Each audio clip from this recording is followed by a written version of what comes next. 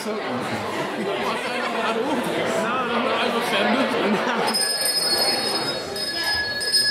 of the House, the President of the Literary and Scientific Society, Daniel Billy.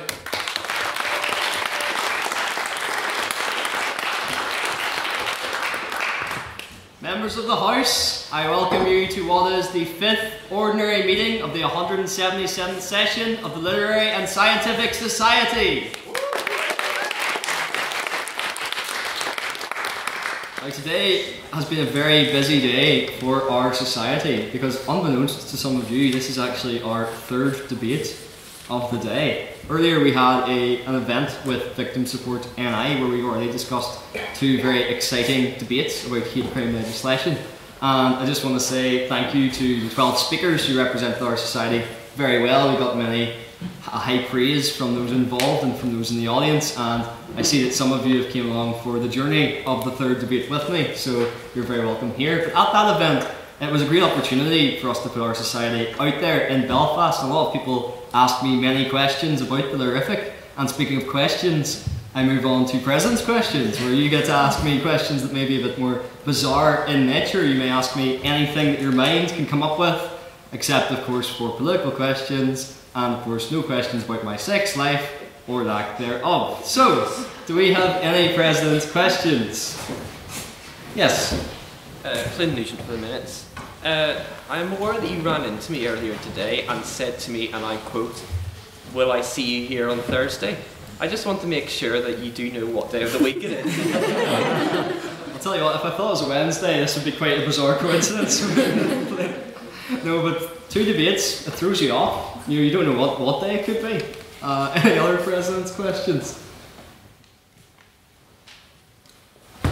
Mr. Spratt first. Matthew Spratt for the minutes. What did you have for breakfast this morning, Mr. President? So for breakfast, I was in a bit of a rush because I had a 9 to 11 lecture this morning. So Beth offered to make me breakfast. As per usual, she offered to make me an omelette, but she said I had to go to the shop and get a fish and a herb. But because I was in a rush, I went, "Bethany, there's a time and a place." Okay, that omelette yolk did not go down well, so let's crack on with the next one. Any other President's Questions? Yes? Given this today's debate, has Bethany been given any more rights? I mean, she can speak for herself. That's very progressive. Yes. Any other President's Questions? Yes, Tim. No, I have ran this by paper, but I'm proposing a motion to the House to finally allow speakers to drink alcohol during debates. And I would quite like a second debate. No. No. Yep. No. Sure. I don't mind. Okay, on to Ella, yes? Yeah, I'll propose also a motion that is going to get vetoed by Ray immediately. I'm going to propose the speaker to be allowed to curse.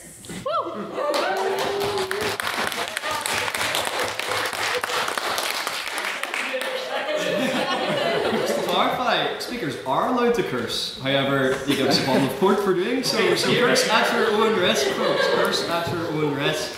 Yes? I propose that for this debate that the port fine rule is temporarily lifted. No, thank you, because we have an event coming up, and if we can provide our own kind of alcohol instead of Queen's, we save a lot of money. So, if you would like to swear a good few times tonight, that would sort that out for us very nicely. So I will keep the bottle of port fine. Thank you very much, although I appreciate the endeavour. Any other President's Questions? Yes, Mr. Nicholas. Where's Jack Steele? That's Yes. He has a splitting migraine, Yes. which is why he only delivered the minutes to me about 15 minutes ago. So I'm not responsible for whatever Jack has come up with. I called that bullcrap. Nope, it's not. Yeah, it is. okay. Yes. Stop fighting, you two. Any other President's Questions? Yes. I'm not allowed to drink alcohol while I'm debating. What is the fine for drinking alcohol similar to the fine for cursing during a speech? That's a good question. Don't ask, don't tell. Isn't it like you get kicked out if you drink alcohol in chamber? Yeah, I think it's Totally to kick you out excessive. if you do that. However, if you want to drink alcohol in the debate, we do go to Lavery's afterwards. So you're welcome to, like the motions or whatever your heart desires. So yeah. Yes, Tiernan. Does Daniel Devaney know what the Chancellor drinks while they're reading the budget? Would you like to enlighten me? It would be a glass of whiskey, and I feel the speakers would be greatly aided by having their own glasses of whiskey. I don't know, I feel like, well, maybe I speak for myself on this, but we don't need a glass of whiskey to already kind of enjoy the debate. Any other precedence questions? Yes? This is not a question, this is just advice to the house. You can't pre a debate, which I did all last year. It didn't have my reputation, but I had a lot of problem, guys. There's a lot of events going on at the minute, right? So there's the Italian consulate over there, right? And then there's the choir upstairs. Have I walked into an Alcoholics Anonymous meeting? What's going on at the minute? Any other president's questions? Going once? Going twice? Yes, Mr. Sprout. After Kieran's proposition, would you consider banishing him back to Browne? Second bit. I would not banish him back to Browne, but I would banish him back to Ipswich. A worse fate. I learned recently from one of my readings that it was customary in the 18th century for judges to have a board of cheeses and sausages and several bottles of wine when they were hearing cases. Can we implement that? If you want to provide a lovely spread while I'm up here, you're doing president's questions and sharing the debates, by all means, yes, 100%. That'll be lovely. Any other president's questions? Yeah, you're really getting your money's worth out of your attendance today, Tiernan, yes? What would be the president's go-to cheat? Oh, this is already This is us last week. opportunity for me to make another horrible pun. Oh, it's No. To be fair, like most cheese is pretty good at, so go for that. Yes, we have one more. Cheese and Wine Society collaboration one. Oh, it's happening. Yes, Madam Material Convener. Okay, so, did I get rejected by them in the first semester? Yes, but I'm in a toxic relationship and I will stick with them. Because they have assured me that we will have a collaboration in the second semester, and yes, I am in a toxic relationship, so maybe they are lying to me again, but I have had proper assurance from 3 committee members, whereas the first time I only had 1, so it's more likely this time, guys, it'll be next semester. And if we can't do a collab with Wine and Cheese, we can always do our own Wine and Wine Society. Where we drink wine and wine about not having collaboration with Wine and Cheese and drawing our sorrows in the process. Any other president's questions? No, with that we'll move on to our private members business. So this is your opportunity as members of the House to bring up anything that you've seen in the news recently or anything of particular interest that you'd like to hear the rest of the House's opinions on. So can I have private members business? Yes. Yes. Beth for the minutes. Belfast is getting a Sephora, which is very exciting news for all the women and men, if you do, in this house. What are our house's opinions? Because I will be losing a lot of money in this new venture. Yes, on a Belfast Sephora. Ray. Yes, Racine for the minutes. As someone who comes from the land of Sephora, the birthplace of it, it sucks ass. Like, it's terrible. I really don't like it. It's like, it's always just like really depressing inside. I don't know why, but I like it because of that. Like, again, other people with good mental health won't. Okay, anyone else in the land of Sephora expanding to Belfast? Yeah, no? Yeah, I visited Ray's Land of Sephora like 2 years ago, and believe me, as someone who loves a bit of consumerism, it is fun, it's so good, it's so good. I love it, I spent all my money, guys, it's coming to Belfast, it's great, it's good, I can't wait. Yeah. What the hell is Sephora? Would anyone like to enlighten us on what Sephora is? Mr. Spratt. Mr.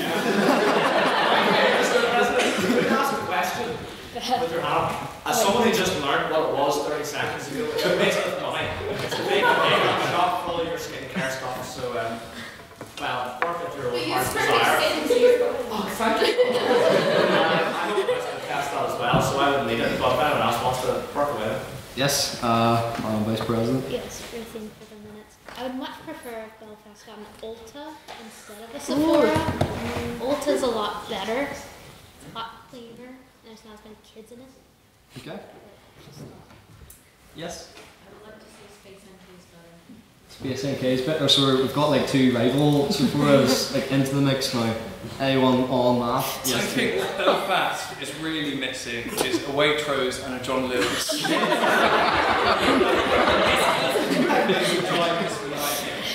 That's exactly what I think when I walk through Belfast. That's missing. Anyone else on middle classes or Sephora? Yes.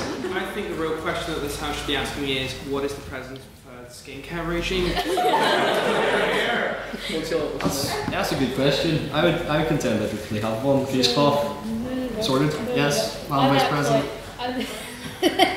I've seen your shower.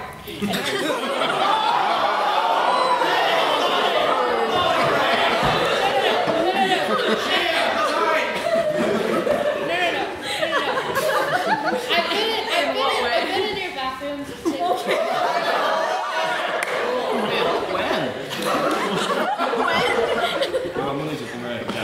Anyways, he uses the most god-awful monstrosity that I think has ever been developed. It's 3-in-1. Hair wash, it's disgusting. I don't know what you do, and I don't know how you have no acne. But like it's actually, it's not a 3-in-1, it's a 9-in-1. It does my petrol, you know, I can use it as a bicycle, you know, it's great. Any other private member's business? Yeah, can we scrub the last minute and a Nope. Scrub, I like it. Accidental pun. Any other private member's business? Yes? Can Mr. Secretary put ha ha ha raucous laughter for 1 minute? Can be done. I don't know if it's viable with some of my questionable puns beforehand, but if you want to flatter my ego, go right ahead. Yes? On separate news, it was announced today that Trump would be travelling to Hungary to attend peace negotiations with Putin in regards to Ukraine. Does the House believe that he's going to succeed in this, or embarrass himself and the Western world in the process? Okay, anyone on Trump and Putin? Yes? I do think it's interesting the kind of peace route he's taken, since if I saw one, which I don't know, if someone to back me whether it was AI or not, where he said he didn't think he was going to get into heaven. Anyone on not getting to heaven, Putin and Trump? Yes? Yeah, that was an interesting one, because he sort of like tried to brand himself now as a peacemaker, and he had this weird introspective moment where he said, like, you know, I don't think I'm going to get into heaven, but at least I've helped a few people, or whatever it was. I think it's interesting, Trump's journey on the Russia-Ukraine war. From like the start of the presidency, where it looked awful, where he like berated Zelensky in the Oval Office, and then like had the summit with Putin, where he basically gave Putin everything he wanted, and then Putin still didn't end the war, which has seemed to lead to him like do a complete 180, where he's now like sending additional weapons to Ukraine. So I don't know what to make of this. Any time that Trump gets in the room with someone else, he changes his mind. So it might be back to like where we were earlier in the year, but he was actually, you know, doing a bit of an improvement in his policy towards the Russia-Ukraine war. Thank you. Anyone else on Putin and Trump? Go over here first. Even if Trump changes his mind, flip-flops his opinions, he will stay in one thing and one thing only, and that is he should get a Nobel Peace Prize. Anyone on Trump getting a Nobel Peace Prize? Yes, Mr. Spratt. Back to the gentleman's original question about the peace treaty or the peace negotiations. I think it's very significant what President Trump has achieved, whether you like him or not as an individual. Since the war in Ukraine began, which is obviously a despicable thing that Putin's done, no one has had the success of bringing Putin to the negotiating table, and that in its own right is a success which could lead to something later on down the line. So it would be very foolish not to recognise that as a success. Okay. Trump and Putin, yes, over here. This is also more on the original question, but I think that the way that Trump maybe views the political landscape is quite interesting, and kind of the way that he tries to present himself, both with the peacemaker thing, but it's also, in my mind, it's kind of similar to his whole strange obsession with tariffs, to where I think both of them are either they would have been, he's not approaching them in a way that's particularly like relevant or indicates any. Sorry, I'm cold. It seems his attempts to manipulate people's perception of him, I think, is really interesting. It makes me wonder what he actually thinks is kind of going on with like geopolitics, because a lot of it seems sort of strange and irrational, but there has to be, there has to be something that's driving it. So I would like to interrogate him. That would be interesting. That'll make for a great talk, I must say. Yes, Mr. Secretary? Trump's success has, back to Matthew's point, Trump's success has been noted by Time magazine, who recently did a front cover on him, featuring a very flattering photo of the president's neck. And I'd be keen to hear what people think on that, the Time magazine photo shoot. Yes, Madam Vice President? Yeah. Does everyone know who Mitch McConnell is? Yeah. Somehow Trump has a worse neck than Mitch McConnell, which is like really hard to do. But anyways. Okay. I think we'll have one final piece of private members' business, if anyone has one. Yes, Tom. I'd like to ask the House's view on Trump's new proposed Arc de Trump. It seems a very interesting architectural piece. Yes, Henry. Not to be like Debbie Downer, just like obviously it's like an interesting. Like a lot of people get fascinated by like, oh, the cool AI or the cool architecture, whatever. So at the end of the day, it's like it's low key like being used as like a smear for like ethnic cleansing, and like to imply that like it's a place that can be that's open for renovation, implies like that there's not, you know, that what he intends to proceed that plan is the displacement of like 2 million people. I think people are forgetting. In the context of like the Gaza turning into like a Sims 4 thing. So I think, you know, when people start having conversations about architecture, it needs to be recentered over like the conversation that like 2 million people have lost everything for the doctors in the region. So yeah. Yes, anyone else on? I think that Henry's not. I think Henry's taken the Arc de Trump proposal, which was today like some bridge in DC for the Trump Gaza thing, which was early in the year, and these are two separate things. Like I don't think anyone's going to be like ethnically cleansed from wherever it is in DC that the Arc de Trump is proposed to be made. It's kind of like one of these ones that Trump's kind of using as a vanity project, like the ballroom at the White House type of thing. Anyone else on either of those two? We've all been talking about Trump as if he is still a sane, rational individual.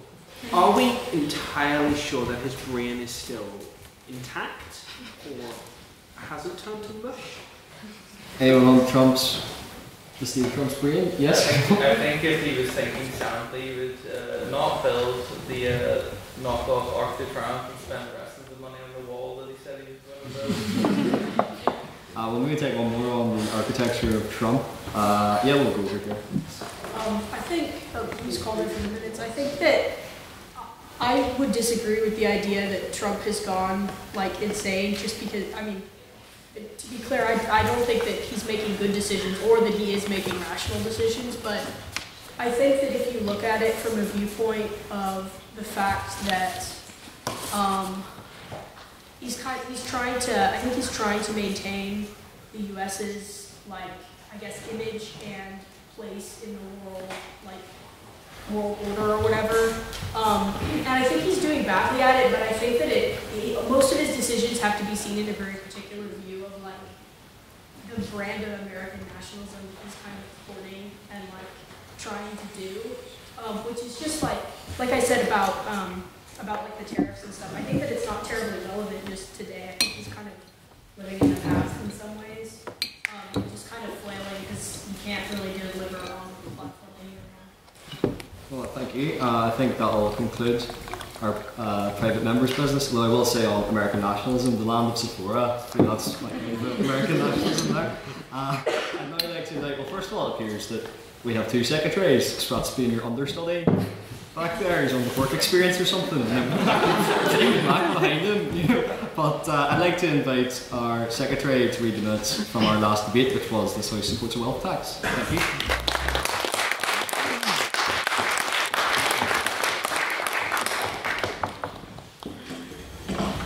I'd like to start by saying that I did not write these. I received these about 20 minutes ago from Jack Steele, who, if you were here last week, you'll remember him. So I don't know what's in here. I'm reading it for the first time as well.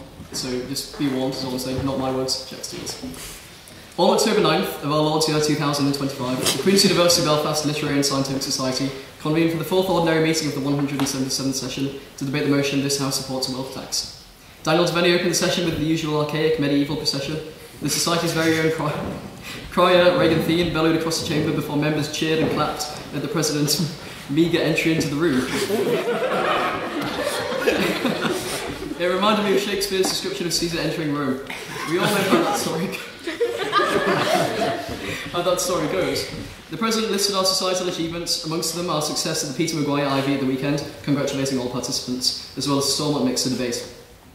On Tuesday we had our heat to the Irish Times with many competitors, and Daniel naively suggested that we would have an IT finalist.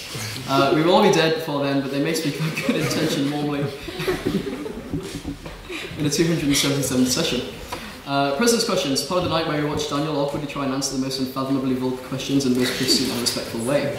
Beth and Lynam asked, how do you feel it all has been lost for LFC? Assuming this is an obscure reference to the London Financial Corporation. And do you think they can beat Man United? President then slipped into his foreign football tongue. Catherine Coley is a baller, we should sign her. No thank you, says Jack Steele. Luca, man with glasses, said, do you have any pointers for brushing your teeth? Obviously Luca can't see Daniel's teeth up close. Hugh Child said, what type of throne would you sit on if you could? A throne composed of the dark hedges. A true Ulsterman would bend the knee before the throne, never seek it for himself. Alan McMullen asked thoughts on Taylor Swift's new album. Daniel said, I haven't listened to it. I have now. Have you? What are your thoughts? The first few songs were great, and then she said that something was bigger than the Devils, and it came downhill from there. James Church said, what did you have for breakfast? He answered a vanilla ice latte. My friend Bethany, he means his carer, is a barista who is becoming a barrister. An unnamed man said, what did you have for dinner? And Bethany made his dinner. Matthew Spratt said, what did you have for lunch? A reheated Chipco, slipped into a stupefying opprobrium of the name Chipco. Elliot Dickey said, will Bethany be responsible for the minutes this week? Nervous laughter fills the room. Flynn Nugent, does Bethany pay your rent? Daniel Devaney says, I wish, don't ask Daniel how he affords his rent. Ray Thien said, does Bethany do your laundry? Daniel asked, what is that? What album would you listen to for running? Paranoid by Black Sabbath, not very Christian. Flynn Nugent listens to the new Taylor Swift. Have you listened to the new Taylor Swift album? Not yet. Have now. Ash, the Sunrise Turned Pretty, or something, I don't know, I got lost here. Very much great amounts of gobbledygook, very confusing, modern woke. We moved on next to private members' business, a consultation to the public. It has to get worse before it can get better, I suppose. Very Reverend Matthew Spratt said, lack of attendance on the last Tory party conference. What is the future of their party? His membership application has been sent off, apparently. Hugh Child said, I'm pleased to see the death of the Tory party. Everyone was so shocked before declaring the real death of the Tory party was the ousting of Margaret Thatcher. Tom English chap, said it seems like a shop closing down sale where people are excited for the deals but accept the dread. Elliot Dickey said I would much rather the British right would be represented by the Tories than Reform UK. Elliot is woke. Martin Craig's HLM said I went to the Tory party conference 12 years ago and shook hands with Liz Truss and Matt Hancock, titans of politics. Henry O'Riordan then asked, within Taylor Swift's new album, she made a diss track toward Charlie XCX. Things got most awfully modern at this point. Ella replied, it's a good example of women being misogynistic towards other women. It should be a woman supporting woman, not hating on each other. James Turish said, who still hasn't discovered radio, asked if we can get a debate on Charlie XCX versus Taylor Swift. Jack Douglas then asked, peace may be about to happen in the Middle East, and how do we feel confident in Trump's deal? Ewan said it will last about 2 weeks, then peace, then war, then peace, assuming Ewan must be a fan of Leo Tolstoy's War and Peace. An unnamed member then said, Irish presidential election, yawn, I'm not writing this. Okay. Isabella said Marco Rubio passed notes to Donald Trump about the Middle East. Ray Thien said Truth Social Post, and EJ said one of those notes in primary school, do you like me, kiss kiss. Next we had our votes on the prior opinion with 40 votes to the proposition, 13 votes to the opposition, Tories in the room, and 8 abstainers, alliance voters. Therefore the proposition carried it and the motion was accepted. First on the proposition we had Ewan O'Neill, maiden speaker. Ewan began a speech by saying that he endorses a wealth tax. I figured. Ewan gave a detailed analysis on how states currently run their counties on a budget deficit, and this must be solved. States are buckling under spending due to an increase in ageing. This increases pension programs and health service programs. Ewan then cited the example of France and their tax, which is much like striking a match in an oven at the literific. Ewan said that the solution is to elect progressive forces into government who can enact this change and then use the state powers to figure out how a wealth tax can be introduced in the last term. Capital flight was then addressed, and Ewan suggested that an exit tax should be introduced. Ewan finished by quoting Anna Smith, much to the excitement of Matthew Spratt, I'm sure. First in the opposition, we had Tom McCormick, proud Welshman. I've called him English so many times. Don't let the accent fool you. I'm not a wealthy Durham reject trying to project my own interests. This is literally Baker syndrome. Sorry, that's what I thought too. First up to a wealth tax is determining what wealthy people own, which assets. There are 156 billionaires in the UK, and their money will be hidden overseas in trusts and in all various places, and they will use all their interests to fight against HMRC, even in court, to protect their assets, resulting in lengthy and complicated court battles, which cost the taxpayer. Tom discussed in detail the nature of assets. If people are willing to pay millions for a banana taped to a wall, then I think it's fair to say that we cannot find the true value of these things. Tom concluded the real winners of the wealth tax are the consultancy companies and the super rich. It is counterproductive and disadvantageous of the impoverished and struggling. Second on the proposition, we had Tina. I did not catch surnames, I couldn't understand titles of any. Tina contended that the wealth tax is essential for fairness, pointing out that every day people are taxed on almost everything and experience grave injustice, while the richest, they can often holding wealth in property assets are not taxed in the same way. Tina proposed starting with a practical tax on high-value property, which cannot be hidden offshore, citing successful examples from France, Norway and Switzerland. Even the mention of France makes one sick. A modest wealth tax could be raised around £10 billion to fund public services without affecting average citizens, with only 1.5% owing over £2 million in assets. The tax would target those who benefit most from public systems while giving back the least. These people are like the X that never logs out of your Netflix account, and wealth should circulate, not stagnate. Prosperity should elevate all of us, not just those at the top. Second on the opposition, we had dearest Elliot Dickey. Elliot said that he had buttoned 2 of his shirt buttons to strip in order to distract from his in order to distract the House from his poor speech. Praise be to the Lord who stopped there, for 2 buttons undone is tantamount to immorality. Elliot responded to the first proposition by questioning whether introducing wealth tax without warning would truly stabilise markets, arguing instead that it would prompt the wealthy to move their assets or leave before the tax takes effect. He cited France's appalling experience, which may have cost him up to $200 billion. Finally, a worthy condemnation of the French people. Elliot criticised the superfluity of emotional anecdotes rather than factual evidence. He noted that wealth taxes are not new, referencing Labour's 1974 attempt, Martin will remember, which was ultimately abandoned. Elliot warned that a wealth tax would deter foreign investment, making the UK less competitive compared to countries like the US, and pointed out that foreign direct investment is crucial. Elliot finished, I love paying tax, I paid my port fine, taxpayer who hates the French, a true model member of the terrific. Third on the proposition, we had Maeve G, who said, imagine a single mother living alone with her daughter, running her own house, cleaning other houses whilst her daughter is at school. The houses she cleans are retired people, and yet they pay the same tax as her, also having a second house in Cornwall. This woman is my mum. I understand both sides of this debate, and we are on the right side of the debate. The old people living off their retirements, and the lords and ladies, all my good friends. That was important for me to say. Living off their income will all be fine relative to the poorer people. How is this fair, Maeve asked. Stamp duty is a one-off thing and it won't help further down the line. But a wealth tax will benefit such a large portion of the population while affecting a statistically small number of people. Would you rather help the single mother struggling to get by or the retired old couple who just bought an £87 million house? Maeve concluded, why should we tax those with the look of generational wealth? Jack could answer this convincingly and at great length. These people should give back to the community which they are a part of. Third in the opposition, we had Cormac McSparron, a rambling pensioner and probable tax evader. Cormac began with great politicians like Jim Gavin. It has made me wonder what people actually want from politicians. How can Norway be the happiest place in the world when it is £30 for a pint? All those billions made Mark Zuckerberg look like a 40-year-old who still drinks voodoo. Jack didn't understand this absurdly modern drink reference. You know the value of a country when it runs out of money. GDP is an abstract concept. A growing economy can pay for the education you deserve. That isn't abstract, it's real, and you'll know when it is. Jack Murray then called for the dissolution of landlords. Comics started to sound like Margaret Thatcher. People should go get a job and go upwards. Upward mobility, he cried. Hear, hear, Jack says. It was her 100th birthday after all. Happy birthday to Margaret Thatcher from Jack. Tina wanted to put my mother in a guillotine by the end of her speech. 100 years ago, we built a power plant that powered the entire country, and the government worked with the private sector. Company, and it worked well. We now see the Child's Hospital Centre building started before people in this room were even born, not Martin. You can't trust the government to build houses if they cannot build children's hospitals. Something about sending money to Israel, question mark. Daniel made a bad joke to me and I lost focus. It only took 2 pints for the Sinn Féin candidates to go sing IRA songs. What is he even saying? All for Maggie T, happy birthday again, all the best, love Jack.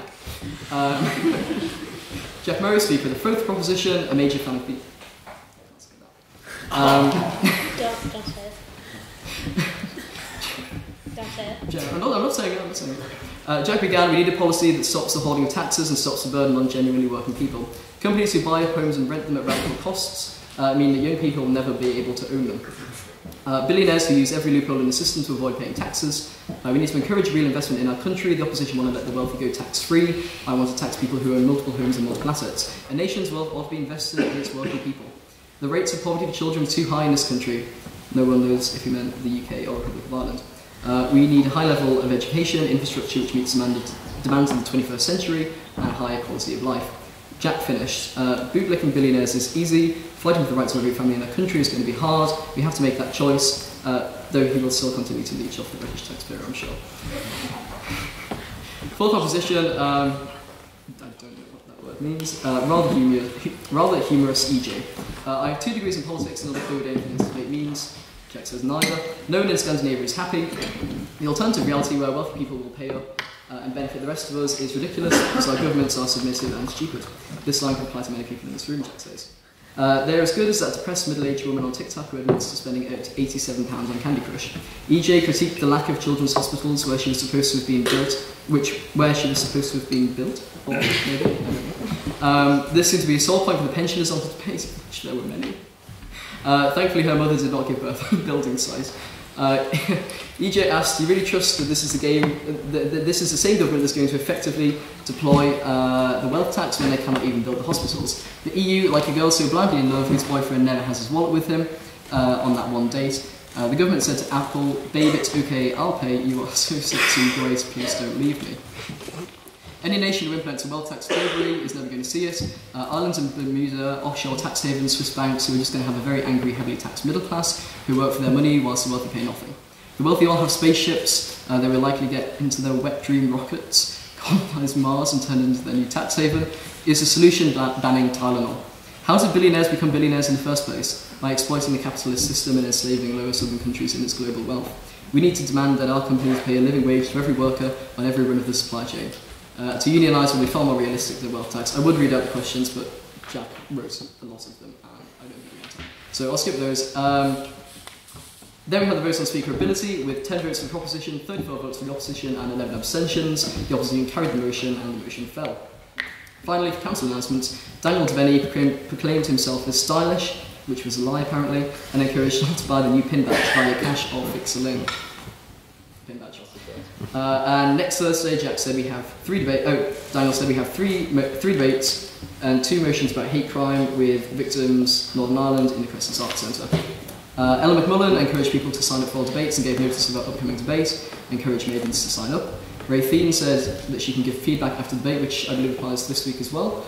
And Henry O'Riordan said that the QB Literific is going to UCD Open on the 25th and the 26th of October. Please let Henry know ASAP if you would like to attend. There's bigger and more prestigious institutions coming down the line, turn up and show up. Congratulate our 4 teams who went to the Peter Maguire last week, including our novice finalists, and we have 10 teams going to the Irish Times. Finally, we heard from James Turish in the form of Ella, who said we have a TikTok that we filmed and everyone should go and watch. Can I take these minutes as read? Bye.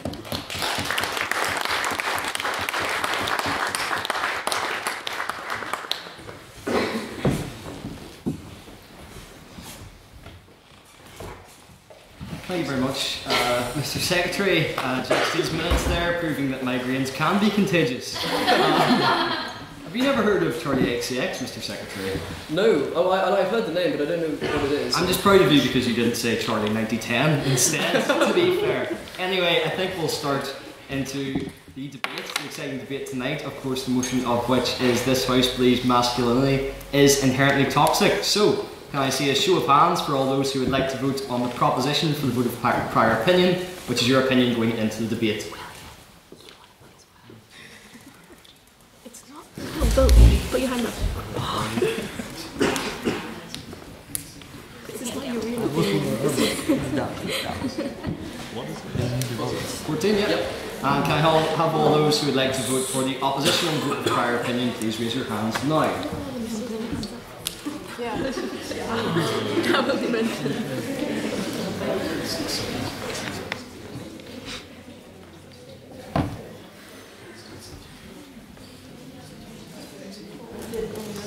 Yeah, 32. Yep. And finally, can I have all those who would like to abstain on the motion, please raise their hands now.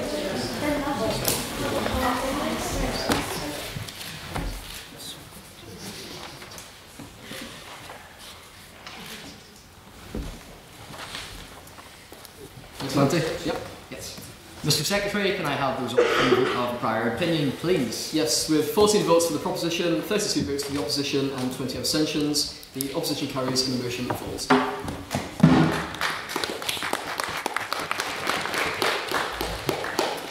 Without further ado, we will start with our debate. So just to explain the rules before we get into it, speakers will take it in turns, proposition and opposition, to deliver 7-minute speeches. In the first minute of their speech and the last minute of their speech, they have protected time.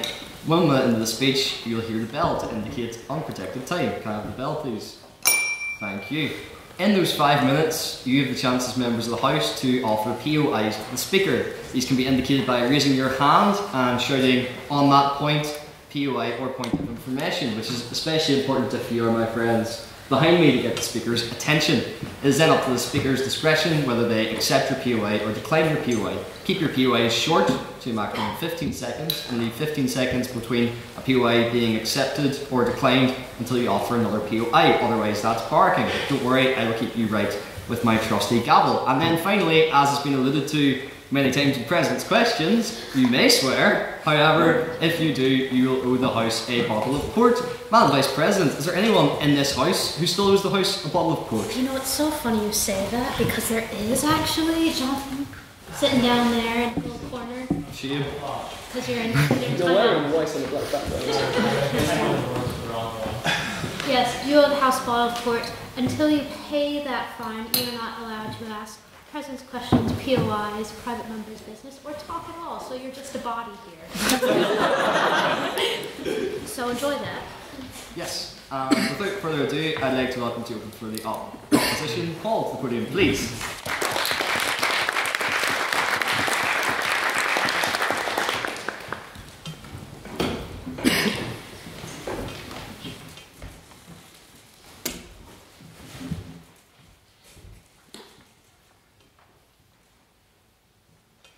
Yes, I know what you're thinking.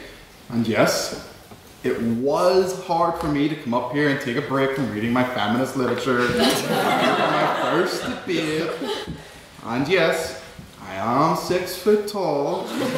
But anyways, let us be precise. When we say masculinity, we mean the set of sociological expectations, traits, roles that are all attached to the male biological sex classification. That is, we're referring to the gender. So, let's break this down. Is male biological classification inherently toxic? Not any more than any other type of biological classification, like your eyes or your species. So, are sociological classifications themselves inherently toxic? Not necessarily themselves either. So, this toxicity lies in the welding of these two concepts when a social script attached to a biology and is enforced into an identity. It is this key word here, attached, in our definition that I will take apart. Of course, all of us men here woke up this morning, took out our spears, chased after a couple deers, gathered food for our tribe. And on the other hand, all women here clearly went into the forest, gathered a couple herbs and berries using just their memory to, save us diarrhea.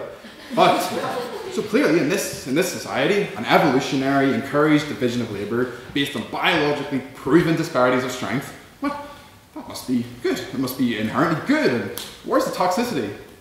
Wait, what do you mean you guys didn't do that today? What do you mean you guys woke up today and brain rotted online while eating your store-bought breakfast and going to uni or a 9 to 5? It's clear that gender is an outdated necessity. Whilst the social script of men do X, women do Y, that may have held back in our primitive hunter-gathering societies, it's now a fossilized instruction manual that has been dropped in an entirely different machine. It no longer fits. It's a spanner in our gears. Now, yes, of course, these biological differences do exist. Many studies show that there is an average difference in physical capacities. However, as science and sociological discoveries and advancements have been made, each of these biological differences have become redundant. Machinery and weaponry is defeating any sort of idea of strength. Computers and books defeating memory. We no longer sit at the bottom of Maslow's hierarchy of needs, placing survival as our priority. Instead, our focus is on achieving security and safety in a modern society where biological differences make no difference. This also, of course, ignores those with privilege like money who can actually go higher up in this hierarchy, and weirdly Tibetan monks. These average biological differences are not the same as rule mandates.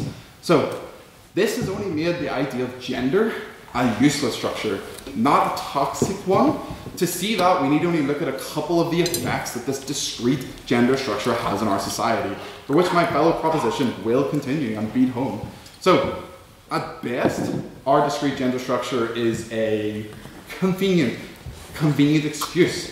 It's like an external hard drive where cards can just drop their responsibility. You don't understand, it's because I'm a man. You don't understand, it's because she's a woman. You don't just get to outsource your blame and have the same bad behavior. It's like an enabler, a bad X, cheap moral outsourcing. Moreover, we don't even have gender at its best. Not even close. It's in our society, when an identity becomes rigid, those who cannot conform or contort get punished. Socially, economically, and even medically. Are we so easy to allow our people to be partitioned arbitrarily? I mean, take intersex variations, for instance. You are. No, thank you. They are stigmatized and medicalized. I mean, the European Union Agency for Fundamental Rights reports that 1 in 3 intersex people face physical and sexual violence within the last 5 years, and 75% have faced hate-motivated harassment in the previous year. This is 1.7% of the population, 138 million, facing an extreme disproportionate discrimination. What? Because they didn't fit our gender binary? This is not a biological scandal, it's a social one. So, well, what will the opposition push as a rebuttal? Well, but division of labour still has its practical uses, strength matters, childcare matters. The old split still helps societies function. No, thank you. Sure, strength and care division matters in our small bands back then. However, it's not needed in our today's society where Browne does nothing. And moreover, caregiving qualities, patience, attention, responsiveness, this is not sex or work. It is learnt, distributive. Marking those as gender is a policy choice that creates perverse incentives and rewards suppression and aggression. I mean, just look at the Nordics, right? They have introduced social policies that have encouraged gender splitting and, has encouraged this gender equality and removed these ideas of gender like parental leave, public childcare, dual earner policies. And what? Did their society collapse? No, they actually improved. So, we must ask, what do we actually lose by dismantling gender? Certainties, a couple of lazy comforts that we had, but we gain freedom. We gain a more equitable work and a fuller development. So, the question is, what does this mean? If gender is an inherent toxicity, and masculinity is part of a gender, by definition, masculinity must be inherently toxic. But equivalently, so too is femininity, or any other gender identity you can come up with. The idea is that we can keep describing differences and we can celebrate diversity, but we don't have to have a social machinery that prescribes this identity and prescribes this role.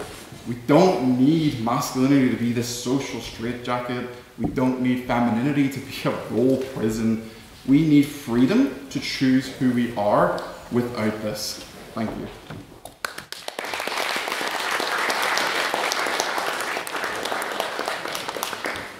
Thank you, Paul, for that very fine speech. I would now like to invite to open for the opposition. Look to the podium, please.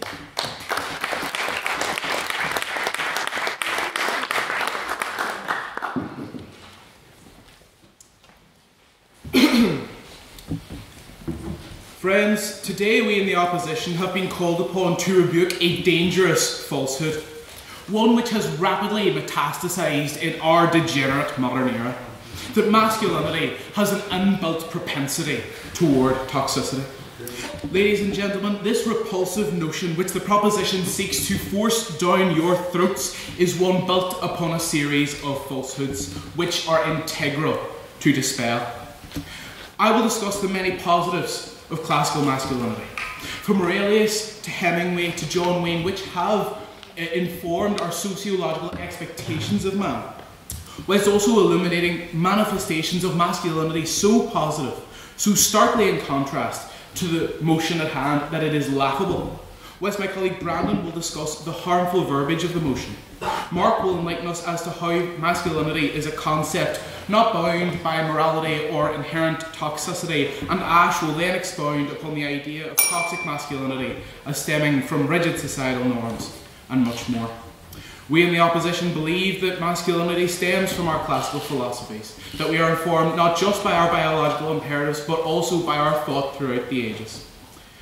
Friends, masculinity is a nature indeed, but it is also a state of being, which in its most refined form blends seamlessly with the ideas of justice, honesty, compassion and tolerance, and allows for unrestricted freedom for all. Firstly, let us begin with the idea of classical masculinity. And to set sail down this ford of discovery, we must discuss arguably the first instance of true masculinity: Marcus Aurelius and Stoicism. The proposition would probably have you believe that this theory is all about subjecting yourself to brutal asceticism just for the sake of it. But it isn't about that. Stoicism isn't about repression for repression's sake. It is control and discipline to strive to be the best version of you there is. It's not about just ignoring others. It is about being kind to them and being strict with yourself, trying to emulate in nature all of your actions and your ethos. Tell me, how is a mantra that seeks to embody the very nature of our world in any way inherently toxic? Let us look now at another founding father of masculinity, Ernest Hemingway. My favourite book of all time is The Old Man and the Sea. And now, without giving too much away, the main character, Santiago, locks himself in a battle with fate, the challenge of a lifetime. Not because he feels the need to show off, not because he feels some pride, but because he wishes to test himself. Because he wishes to rebuke the siren call of age which has broken him over time. Because he wishes to reckon with himself in only the way which masculinity can provide for us. My friends, yes? How is it inherently masculine? What makes that attributed to the male biological sex? Well, I think that the idea of great challenges, as you've said, the idea that we were all hunter-gatherers, it all stems from this idea of of danger being quite inherent to masculinity. You were talking about spears there. It's no different. I'm not going to spoil the book for you. You should read it. But it's all about a great physical challenge and a reckoning with nature. My friends, the desire to constantly better yourself, to reckon with yourself and nature at every available chance, is the golden rule for improvement in this life. So how can masculinity be viewed as anything other than inherently good? One final character from Hemingway that I will discuss is Robert Jordan. Jordan was an American fighting in the Spanish Civil War. He fought not for glory or fame, but for his ideals, his love of democracy and freedom. And as such, he contented himself to fight a losing battle in its name. In the end, Jordan dies, but he does not die in vain, for he dies for love. Love of others? Yes. I have no doubt that the masculine examples in which you're portraying are positive. Your task is to tell us why toxicity in masculinity, like from agitate, like from right-wing echo chambers, like from incels, isn't inherently toxic. That's the question. Well, actually, I'm going to discuss that later in my speech, so I'll mention it when I come to it. So, inherently, masculinity is not toxic. Actually, you know what? I'll discuss it now. So, we in the proposition do recognise, let's be abundantly clear here, that certain perversions of masculinity in the modern era have taken a very negative effect, but that is exactly what they are, perversions of the true form of masculinity.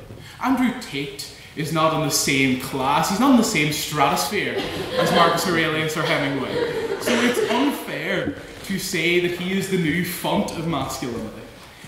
My friends, we recognise this sort of perversion of masculinity to be what it is. The reflection of a candle in a funhouse mirror, a horrible distortion. On that point? Yes. So Hemingway was a wife dating alcoholic. Hey, listen, I did not talk about Hemingway the man. Hemingway the man is a terrible person. Let's get that out there. But the characters, the ideals which his characters embodied, which is what I was talking about, are the very nature of what masculinity should be. Once again, we preach the ideal, we cannot always be ideal. Let me be clear, friends. We in the opposition recognise that in recent years masculinity has been misappropriated, but we understand that this is not the true form of masculinity, which my colleagues will later expound upon. Now, the last thing I want to talk about here in terms of the literary ground of masculinity is the good old spaghetti western. I used to watch a lot of them with my grandfather, you know, John Wayne and the like, good versus evil. And we used to talk about them at length, you know, the idea of one man against a band of outlaws, doing what's right for doing it. In the end, ladies and gentlemen, a lot of these stories were about defiance in the face of insurmountable odds, upholding justice for the meek, and principled stands against tyranny, which are and have been the very hallmarks of literary masculinity. Am I to be challenged here then, by anyone in this house to say that those traits should not be lauded? In conclusion, we in the opposition find the motion one which is dangerously ill-informed, one which is integral to dismiss. The proposition seeks to stab at the very core of existence for humanity. And so, like Robert Jordan, it is time to stand for our principles. Like Santiago, it is time to confront ourselves, remove from our repertoire the opium of comfortable lies that simultaneously amputate key parts of human nature, and lash ourselves once more to the path of truth, and reckon with ourselves by casting out this diabolical notion once and for all. Thank you.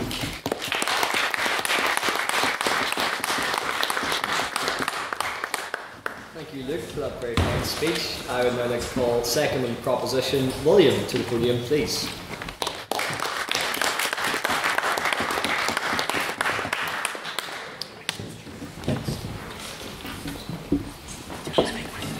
I was thinking about him.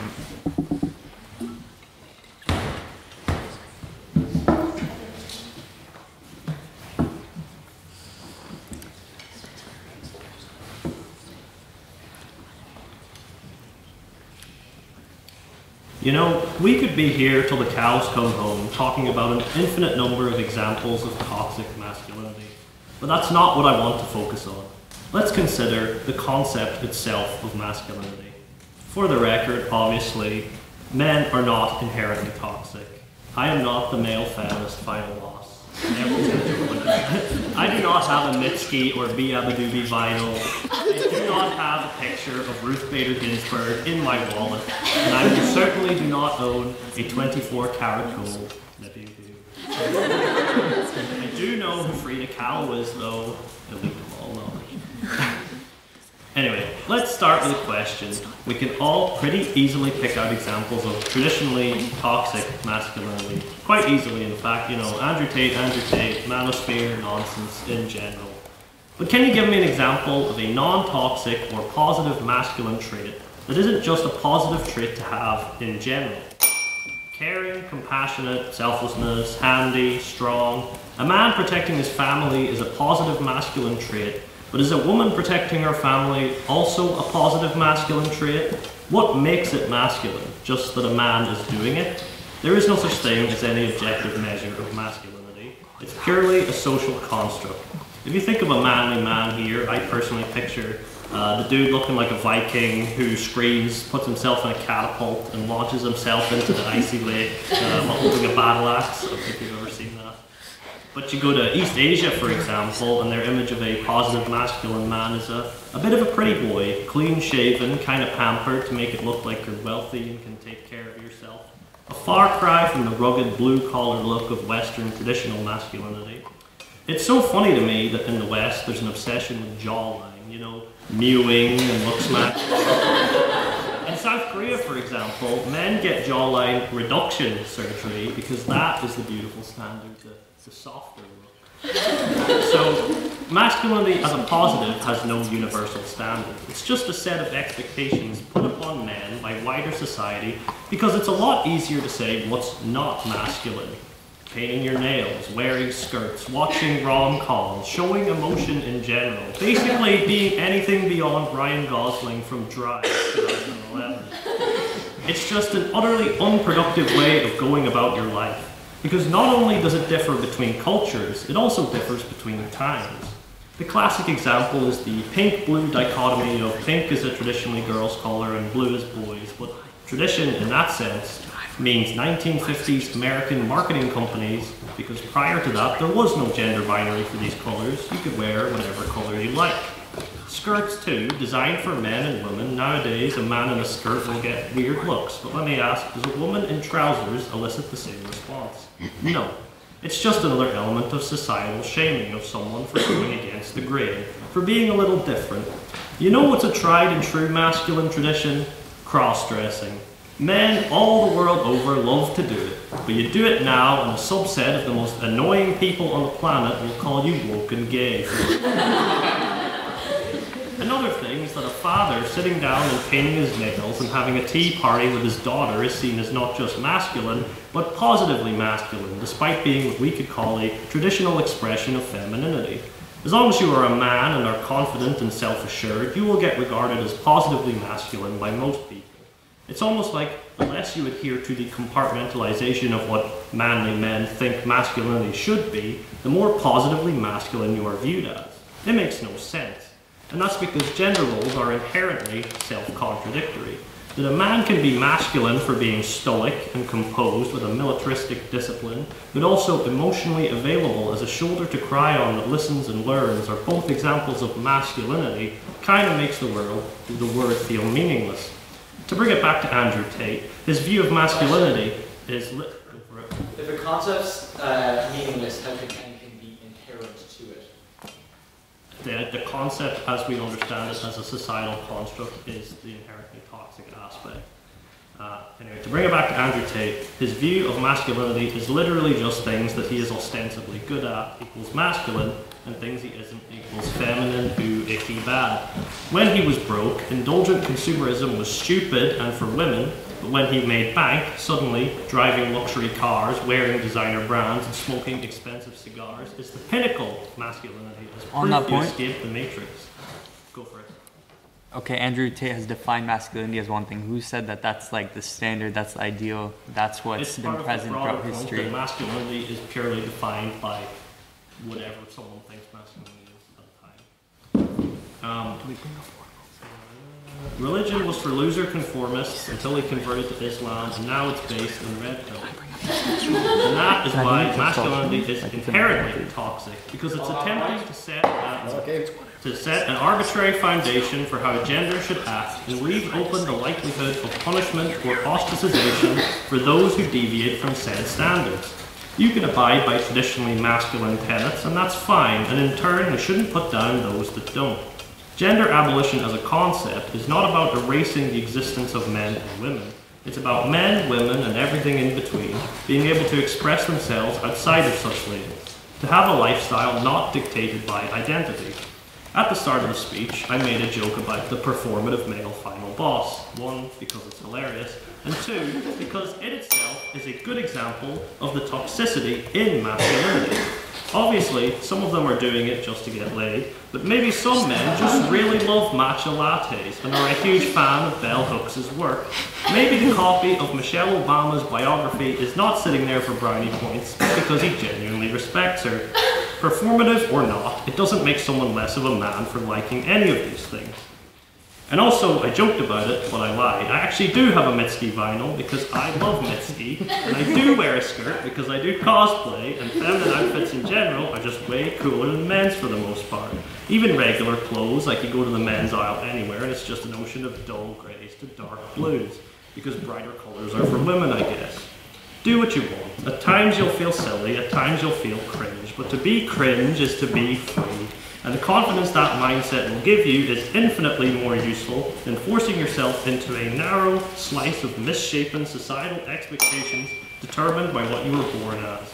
Masculinity is a cage that we rage against, oftentimes not even knowing the source of our anger.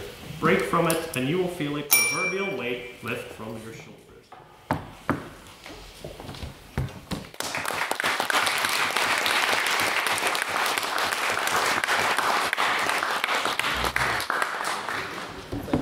For that very fine speech. I would now like to invite second on the opposition, Browne, to the podium, please.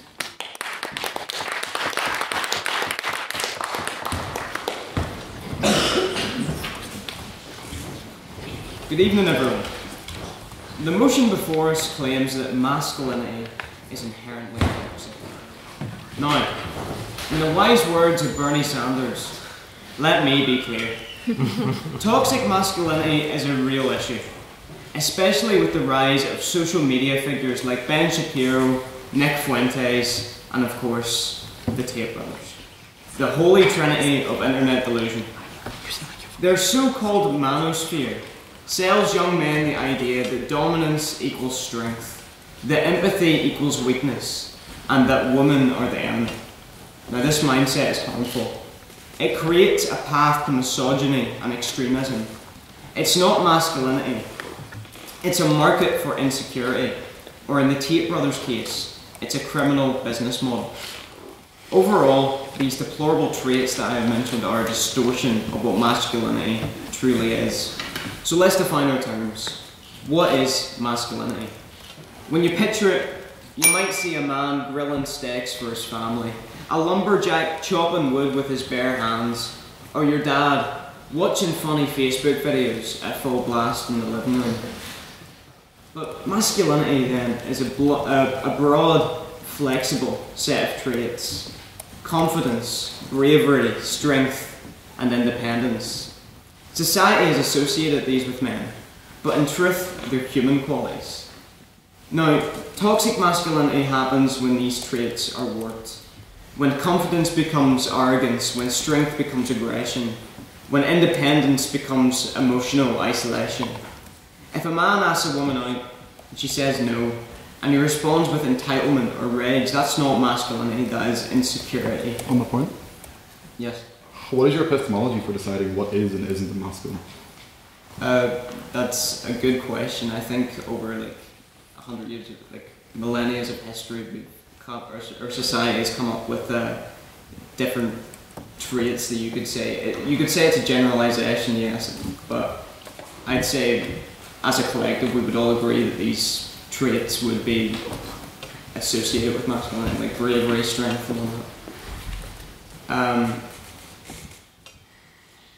If a man asks a woman out and she says no, and he responds with entitlement or rage, that's not masculinity, it's insecurity. And this is where the motion collapses. The belief that because some expressions of masculinity are toxic, all masculinity must be toxic. Let's zoom in on the key word here, inherently. If masculinity were inherently toxic, every single expression of it would be rooted in harm. But that's absurd. Masculinity is not a single fixed thing. Masculinity in Belfast is not the same as masculinity in Tokyo. It's shaped by culture, upbringing, and personality. Labeling all of it as toxic is not progressive, it's prejudiced. Instead of condemning masculinity, we should cultivate it. Teach young men to channel confidence without arrogance, strength without cruelty, and independence without isolation. That is positive masculinity. Because here's the real danger. By branding masculinity as inherently toxic, we risk alienating young men from progressive spaces entirely. And when they feel unwelcome or demonized, they turn to the Tates and Shapiros of the world. Men who will happily weaponize their confusion for profit. I mean, how would you feel if you were told that your identity is wrong and rooted in toxicity? My point? No. So the problem isn't masculinity itself.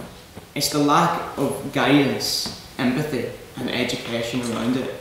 It's not the fire that's dangerous. It's what happens when no one teaches you how to handle it safely. In closing, members of the House, masculinity is not inherently toxic. It's inherently human.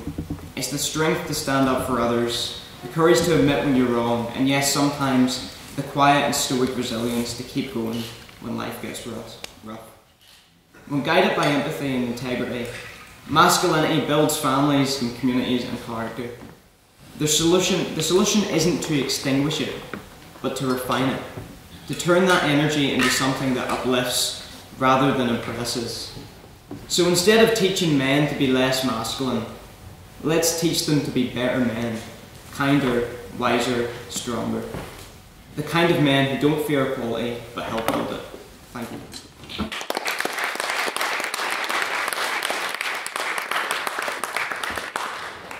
Thank you, Browne, for that very fine speech. I'd now like to invite third in the proposition, Luella, to the podium, please.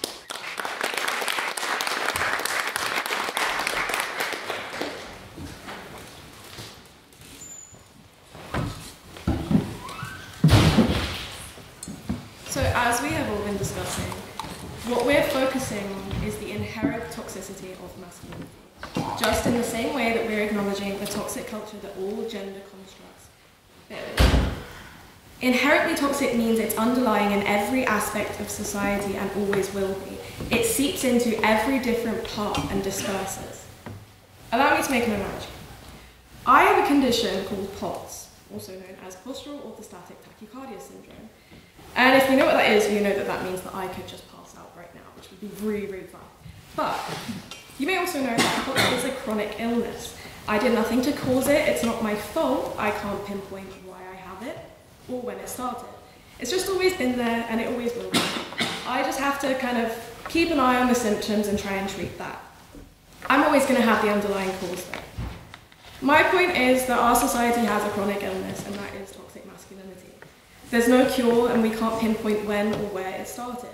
You just have to treat the symptoms to minimize its effects as much as possible. These symptoms affect all different facets of society, and most crucially, they affect men. They are victims of toxic masculinity too. We are now only a couple weeks away from November, which marks Men's Mental Health Awareness Month and November. Men on average die 4.9 years sooner than women, and many of the reasons for this are preventable. Men don't talk nearly enough about prostate cancer or testicular cancer in a serious manner. In fact, jokes about digital rectal exams and even homophobic remarks about it creates a huge, dangerous stigma, deterring so many men from finding out they have a life-threatening disease.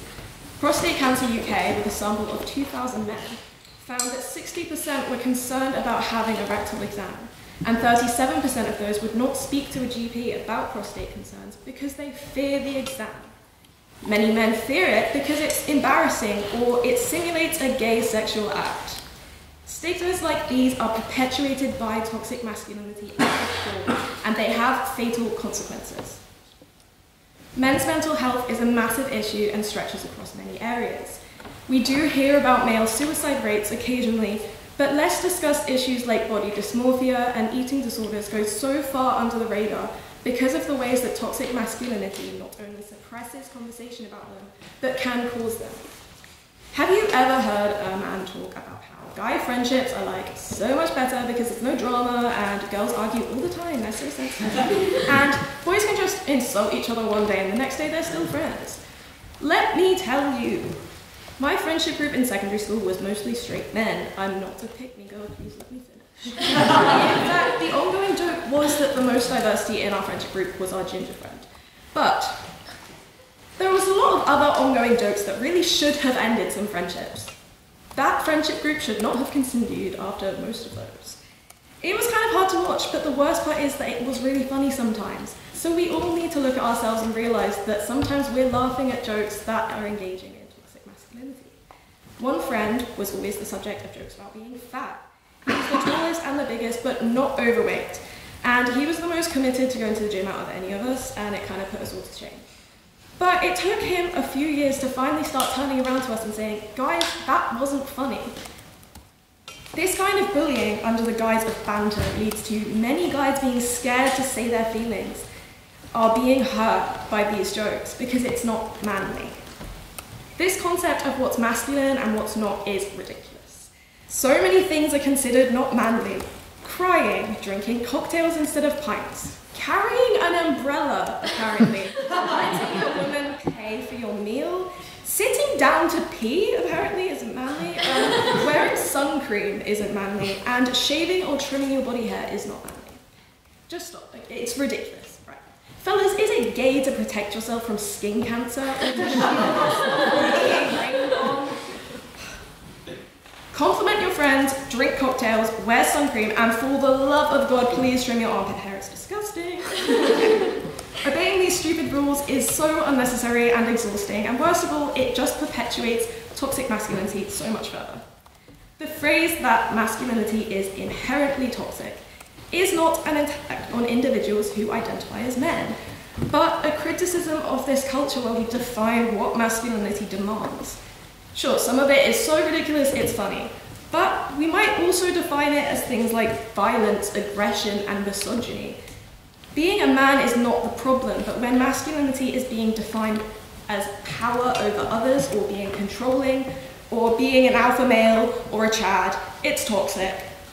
If masculinity was pouring a glass of water, but before you turn on the tap there was already a little bit of poison in the bottom of the glass, the whole thing is contaminated. You can't pour out half of it, chop it up with water. As much as you dilute it, there will still be poison in that glass. To actually fix it, you would have to pour out the entire thing, rinse it out, and start again. Obviously, I'm not talking about a glass of water, I'm talking about society, and we can't rinse out men and eradicate them from society, because that would be a genocide.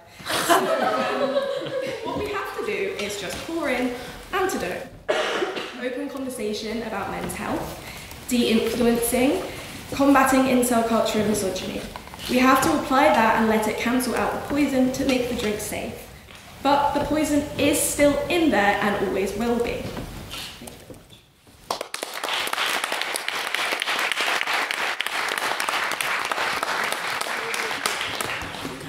Thank you, Luella, for that very fine speech. I would now like to invite third on the opposition, Marc, to the podium, please.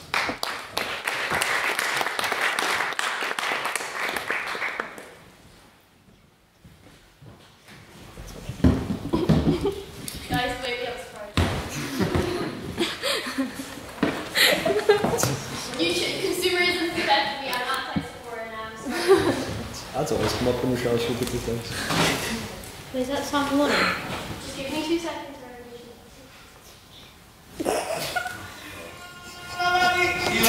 Let me take you to a place you've all seen before. A place of peace, prosperity, and a young lion destined for the throne. Preparing for the day when that monkey-looking priest guy crowns him as king. At the top of the kingdom, on the rock that oversees it all. But beneath that, a toxic uncle who wants it all for himself. Chaos is at hand, and danger surrounds the people like a pack of hungry hyenas. One man holds the piece together. You hear his roar coming from the top of the rock. He is the king, and you've seen this king before. His name is Mufasa. Now, although Mufasa is a fictional character, his masculine aura, as seen in the Lion King movie, serves as irrefutable evidence that true masculinity is not toxic in the slightest. Now, the proposition will argue, and has, that masculinity is somehow bad. That to be masculine is to suppress emotions and never show vulnerability. To dominate others to prove strength, to be aggressive, or to see empathy and compassion as weaknesses. But ladies and gentlemen, I ask you today, when Mufasa the lion rescues his son Simba from the hyenas, without hurting them, without humiliating them, even when he could have, or when he admits fear and imperfection after his son's near-death experience, or when he stands up to his evil brother Scar to stop bullying the parrot Nala, would you call that toxic? Ladies and gentlemen, the core of masculinity is pure. Masculinity at its core is to use strength responsibly, to protect, not destroy. Masculinity is to be honest with yourself, to acknowledge your fears. And masculinity is about being content with who you are. So you don't have to bully others to feel better about yourself. On that point? Yes. How are these not feminine? I don't... These qualities, are they not feminine? Go back and forth. Continue. It is only when masculinity is pushed to an extreme that it becomes toxic. Take Mufasa's evil brother Scar, for example. In The Lion King, he isn't content with who he is as not king, so he has to hurt others to prove his strength, whether that means bullying little parrots and mice, or trying to kill his family and take the throne. True masculinity comes from a place of self-contentment, while the only toxicity that the propositions speak of comes from masculinity that has turned insecure. Now, the proposition will bring up cases where masculinity is taken a bit too far, where traits that are originally masculine are stretched to extremes. See, this is when you start seeing people like the guy with the weird neck on the cover of Times Magazine, or the top G Andrew Tate, as Litterific Instagram has pointed out for us. But just because some cases of misogyny, homophobia, and violence do originate from masculine traits, they do not define masculinity in and of itself. That's like me saying because eating too many vegetables can make you sick, all of a sudden I could just stop with the broccoli because it's bad for me. That's like me saying because some religious extremists commit violence, that religion itself is violent. That's like me saying because I was too kind and became a pushover, that being kind is wrong. Ladies and gentlemen, everything only works in moderation. Too much or too little of anything is bad. If you don't believe me, imagine how boring Sisyphus would be if A, he could roll the boulder up without breaking a sweat, or B, get flattened immediately. Balance is key, and it's the same with masculinity. Let's go back to Mufasa from The Lion King and see how he uses the masculine traits he has to do good. He's strong, but he uses his strength to protect his son and his kingdom. He has authority, but he uses it to be fair to his people. He has pride, giving him the dignity and self-assurance, not arrogance. Let me ask you, if masculinity was toxic, where's the scene in The Lion King where Mufasa snaps his paws and tells his wife, "Sandwich, now"? You see, these traits are not inherently bad, but it's how we use them that dictate if we're being toxic or not. Mufasa and his evil brother Scar both had the exact same masculine traits, but one used them for good, and the other stretched his masculinity to toxic extreme. Now, William from the proposition has claimed that masculinity is what Andrew Tate defines it to be, what I define it to be, whatever society defines it to be. So can't we all just agree in this chamber right now that masculinity isn't toxic? Simple enough, I will say, but it is inaccurate. Luella pointed out that many men don't go to the doctor to check up on diseases they have because it's embarrassing. True. These men that have pushed their these men are the men that have pushed their masculinity to an extreme, where their inherent masculine confidence has turned into ego. It is masculinity that is bent to its negative end. Ego is not masculinity in and of itself. Traits like ego are evolutions of it. To conclude, ladies and gentlemen, masculinity in and of itself is not toxic. Only when it is manipulated and pushed to extremes is when toxicity seeps through the surface. I want to end with a question for all the men in the chamber. Will you push your masculinity to the point of toxicity, or will you control your traits and set an example to protect and provide, just like King Mufasa? Thank you.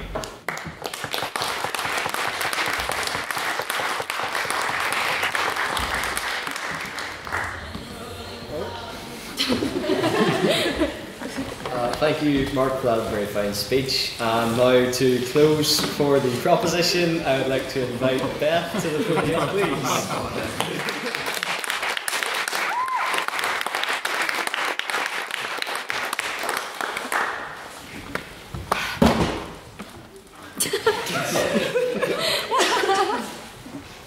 So, unfortunately, I was not able to write my speech today. I was too busy reading my feminist literature and mourning the fact that women get periods. I stand with you, divas. So, today we have a lot of... Today we've heard a lot from opposition, about how masculinity is not inherently toxic, whatnot, and I'm here to close the case for proposition and tell you why it is inherently toxic. Now, all the women in here will probably agree with me that like men suck, but why do they suck? Let me tell you, right? So they're talking about like how masculine traits, and I think the issue with the opposition is that their masculinity is so toxic they can't see past their own like toxicity, right? Because I would argue that the absence of women is in these conversations is what makes men toxic, and what I've seen is an absence of women. Now, Luke used his thesaurus to death in his speech. I love those extra words. And he talked about the expectation of men and the thought throughout the ages. Now, whatever about stoicism and whatnot, I don't read that kind of stuff. But what I do know is that there is low-key no women in those things, and they actually didn't really believe in them. Ask Plato what he thought of women. Ask Marcus Aurelius what he thought of women. Ask, back in Roman society, what could women do? Nothing, guys. That's because women have always been sidelined and always been marginalized, and the toxicity that they claim is, inherent. On that point, yes? Agrippa was one of the most influential people in all of Roman history. It's not fair to say that women were always sidelined in Rome, because factually they weren't. Factually they weren't. Agrippa was Go back and forth. But it is a fact that Roman women generally were not allowed to own property, generally did not own property, were always the wives, did not. How many famous Roman women compared to famous Roman men can you mention? And every famous woman from that time period, say Cleopatra, is more famous for the men she hooked up with than for her actual actions as a leader. Same with Hemingway, he was a woman beater. Why do you want to take masculine advice from a woman beater, Luke? Please. Explain yourself. What does he have to say about masculinity that's so fascinating that you have to look over the fact that he was, a bad person? And this whole framing that the modern era, that this Andrew Tate thing is an issue, that is the issue with masculinity, I think is the main reason. It was the main issue with the opposition's argument, because it's based on the fact that before Andrew Tate came along, it was a utopia for women. It was not. Let me tell you, I am a hashtag woman in a male-dominated field. Aerospace engineering, right? I am still, as my friend Browne can say, still in the minority in my course. About 20% women, and that was, fun fact, a record for us, right? So, but why is this a thing? Right, so in aerospace engineering, I remember one of my lectures, right? It was a woman, right? She was telling us all the work she did for Lockheed Martin and for the US government. I was like, wow. Fascinating work. I did not want to convict of a war crime, so I will not be participating in that either, but good for you, right? And all the girls in the course were going not really my vibe, right? Don't really want to be bombing people in the Middle East. All the men were like, wow, F-16s are so cool. I can't wait to build them, right? And this was a general thing, and we had to make a presentation, and I was like, guys, do like a Boeing plane, do something cool. And they were like, no, we want to make a bomb, we presentation about a bomber. And I was like, guys, again, war crimes, please. And this is an example of inherent toxicity in men. But it's also the thing that I want to break, the second speaker, I don't know your name, sorry, is talk about the alienation of young men, right? And unwelcoming and mean.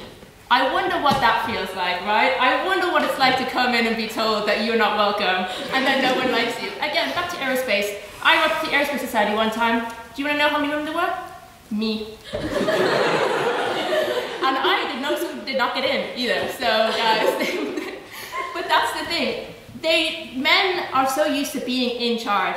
I have no time. Men are so used to being in charge at the time that the idea of letting women in and not being in charge struggles with that. Oh my god, men are going to feel less than. Again, wow, what a concept. That's never happened to me. It's not as if the Litterific had a very bad woman ratio last year. I have not always been the one of many women in the debate before, and we have to acknowledge this. And this is not the inherent toxicity. The criticism of toxic masculinity is not a critique on men, but of supporting men to get more help, as Luella pointed out. And again, as I think is the main point we have to hit here on the proposition, because I know this has been a very messy speech, but how are these the traits of masculinity also not feminine? I'm so sorry. Do I not do I have the ability to protect people? Do I not have the dignity and self-assurance to go through life? Do I have not all of these traits? What makes me different from the average man?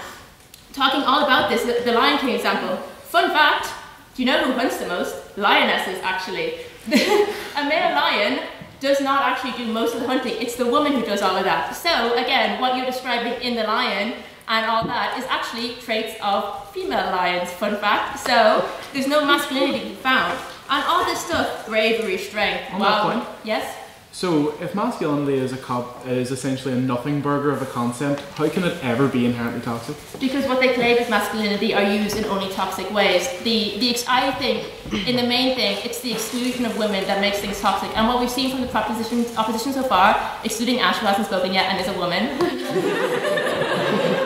what we've seen is, I think, a lack of acknowledgement and how, again, as my teammates have mentioned, how women also factor into this. All this talk about this is masculine, this is masculine, this is masculine, always lack the woman element of it as well, which are the other over 50% of society, thank you very much, that also exist within. And we have to acknowledge the fact that so much of this masculinity, like, oh, I'm so sorry, are you expecting me 100 years ago, women had it better? Like, look me dead in the eye and tell me. Like this, it's a modern concept. We can vote for about 100 years. Less than 50 years ago, we could own a house. I'm from the South, right? I could get divorced for the first time in 1996, guys. Before that, they send me to a mother and baby home and see my child and like have me working in laundries. Like the notion that women have it worse now and that men are being oh so demonized, oh so have it bad nowadays. Walk a mile in my Louis Vuittons, please. And then you'll find out. So in conclusion, masculinity is inherently toxic, and if you read more feminist literature, guys, you would know this. And all the slay divas, instead of reading some random man from 2,000 years ago who thinks a woman is only a walking reproductive organ, instead read some feminist divas. Thank you for listening, and I beg you.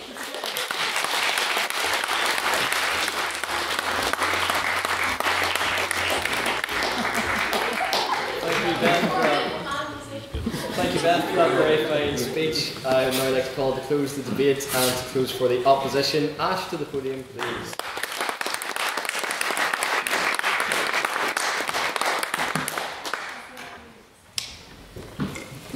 I honestly had to modify my whole speech, and this makes me so sad because I brought props and everything. But it is so pertinent that I say this because they, inside Proposition, have performed a truly elaborate heist. They have brought, before this very house, performed a grandiose bait and switch with this motion like cowards. They want to debate the motion this house rejects gender norms, and not this house believes masculinity is inherently toxic. And I get it, I want to weasel out of the losing side too. Masculinity is not just the expected male gender role. Masculinity are traits that are generally associated with men, but that association is just an association. If you want to speak to an inherent toxicity in masculinity, but what you really mean is that any concept of a gender role is toxic, I'm sorry, but you're not fairly addressing the key question of this motion. On the one hand, you want to say masculinity doesn't mean anything, but on the other hand, you have no problem defining what masculinity is and all the problems of what makes it toxic. You're not arguing against anything about masculinity, you're arguing about gender roles as a whole, and that's just not relevant to this debate. Yes, those associations are socially constructed, but that doesn't make them any less real, because as long as we can say masculinity in this debate and pretty much knows what it means, it's real. So I'm going to speak to what this debate is actually about and actually ask the question, is masculinity itself inherently toxic? So there is a reason why I'm wearing a fancy lanyard and a stethoscope, because I am a final year medical student, and yes, I really do mention it every time I introduce myself in lab. So every day in our general practice placement, we practice writing medication prescriptions under the supervision of a doctor. And so I brought a little packet of paracetamol with me. It's pain relief. You can buy this over the counter, and you might have if you ever had a fever or you twisted your ankle. But if you're a doctor proposition here, you wouldn't prescribe this paracetamol. You wouldn't even call it a safe drug to use. No, like a boy crying wolf or a Trump crying autism, Dr. Proposition's flawed logic would have you believe that I've been prescribing patients today with something they call inherently toxic. Because in their minds, masculinity is like this packet of paracetamol. That just because consuming more than 4 grams a day can send you straight to A&E, this must mean paracetamol is inherently toxic. That this toxicity is somehow essential or characteristic to its nature, even if it is only adverse in high doses. Yet in the same way that we wouldn't call paracetamol inherently toxic, we just wouldn't call masculinity inherently toxic either. Yes, an overdose of paracetamol can kill you, and we fully concede that masculinity, when taken to its extreme, is just as deadly. No one here is arguing that taking an overdose of masculinity can also lead to uncontrolled aggression, unjust violence, or emotional repression. Trust me when I say I am the first one to point out the dumb things men have done because of toxic masculinity. But to say that aggression, violence, or emotional repression are somehow inherent to masculinity, it dismisses the ways in which people, specifically men, have historically misused and abused their masculinity to gain power over others. It's essentially a boys will be boys argument with more steps, and I personally refuse to let the men get away with this type of rhetoric yet again. No fucking way, and yes, Madam President, I will pay the court fine. If masculinity is inherently toxic, then men and women who naturally exhibit masculinity, yes, and women, have removed culpability to be responsible for their bad actions. What can they really do? Toxicity is just inherent to their sense of expression. Like, we can't really control how we want to express ourselves, right? Like, nobody can truly choose whether they prefer to be more masculine or feminine at the end of the day. And we know this because society has been trying to force people into masculine or feminine social roles, and it just doesn't work. By calling masculinity inherently toxic, it essentially removes all blame on those that exhibit toxic masculinity. It says, well, people can't help it if their masculinity leads to aggression. It's just part of what it means to be masculine, I guess. That is just a cop-out for men, and I refuse to be let down by yet another man in my life. My God, I prove that to be the case. It's 2025, we need to hold people, but especially masculine men, to a higher standard of masculinity, and I refuse to coddle them with this asinine path to weaponize incompetence any longer. They can do better, and they could have always done better. And we know this to be true, because it is so obvious to us when masculinity is done right. Like, you know, like you're with me, you're flying home from a trip abroad, and you're a tall man sitting in the aisle asks, oh, can I help you with your bag? And the suitcase puts it up over for you, and it's not because you can't do it yourself, it's because you're 4'11" and vertically challenged, and lifting a heavy bag over people's heads is a potential hazard. You may have not already given the poor man a concussion in your attempts to do it so beforehand. So, you know, isn't that an example of a man being masculine but not toxic? Or think about when you see a woman girl boss and take charge in a board meeting and assert her own ideas despite being the only female in the room. Is that diva also not being masculine and not toxic? On that point, Yeah, sure.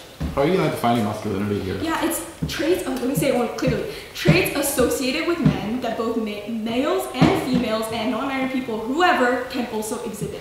That is what this debate is about. If you don't know what masculinity is, please look it up before this debate. It's so important that you know what it is. We have heard time and time, again, from the proposition of this debate, especially from the third speaker, that hypermasculinity has been used to impose power over others to a catastrophic effect, and I would absolutely agree. But why do men continue to do this? As every speaker on the other side has said, it's because we have forced it down men's throats. It's said to be a long-standing culture of setting rigid standards for what it means to be a real man, and we tell men that if they don't meet the standard at all times, their status as a man will be challenged. One's man card is as precarious and fragile a status as like your student visa right now in the United States of America. No, thank you. This idea of perceived fragility is what leads men to overcompensate by asserting their masculinity over others and protect themselves from vulnerability. Essentially what I'm saying here is that the problem isn't with the drug, it's the dose. When we stop overprescribing men with masculinity in every GP appointment, and stop constantly telling them that if they don't take their masculinity pill every day, their penises will fall off, then maybe that'll stop them from cramming masculinity pills down each other's throats. But to call masculinity itself inherently toxic ultimately gives bad men a pass for their behavior. And we cannot just let them keep getting away with it. Thank you.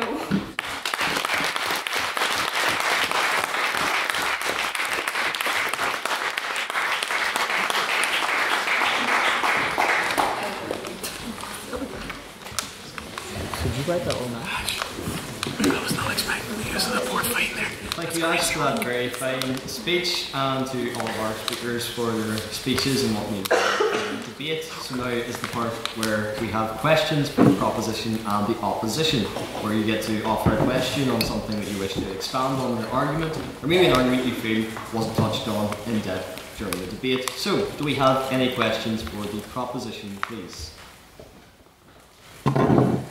Yes, Mr. Spratt. I don't think it's fair that you have effectively stereotyped an entire gender with the basis of Andrew Tate and other extreme masculine figures.